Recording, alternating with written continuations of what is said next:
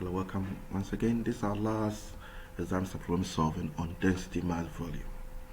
So we have liquid A and liquid B mixed together in the ratio 2 to 3 by volume to make liquid C.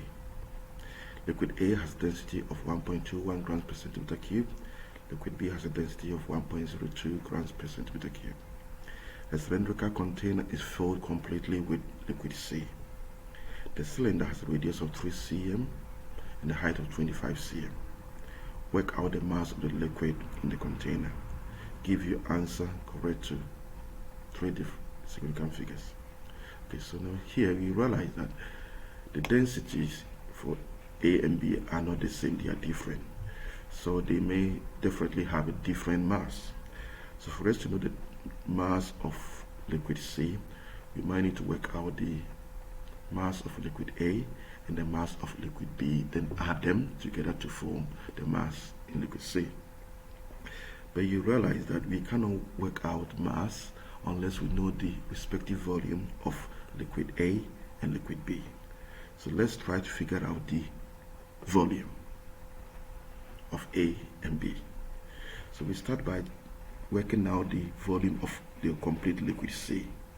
And liquid C is in a container or cylinder, and we know the volume of a cylinder is given by pi r squared times what? The height. So in our case, we have pi 3 squared times 25 because the radius is 3 and 25 is the height. So that gives us that the volume of liquid C is 225 pi cm cube. Leave it simple, don't go into decimals, leave you the answer the way it is until the final one.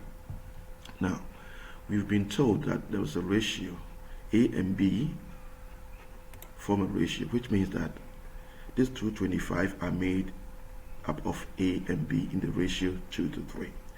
Now, if you look at the ratio, it means that the fraction of A will be 2 over 15, and the fraction of B will also be 13 out of 15 because together make 15.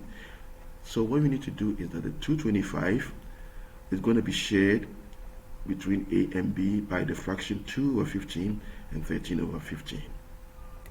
So we multiply 225 with the total volume of C by their respective fraction, and we work it out.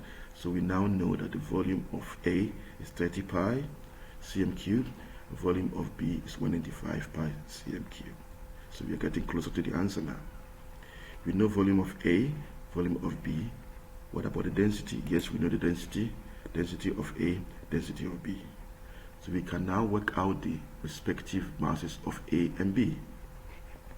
To work out the mass of A, if you cover mass, it means density times volume.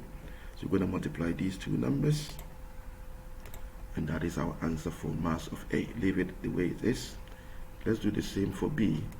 We cover mass is volume, density times volume. We have the same thing. Now, because A and B together form C, to find the total mass of C, we must work out, add the mass of A and the mass of B, and that simplifies as 739 grams. So these kind of questions are very tricky, but you need to approach it sensibly, step by step. Always look at the formula and see what information you need to help you work out a unit in that order, and you will be able to unravel these kind of mystery questions. I hope you've enjoyed it. Share with your friends. Thanks for watching.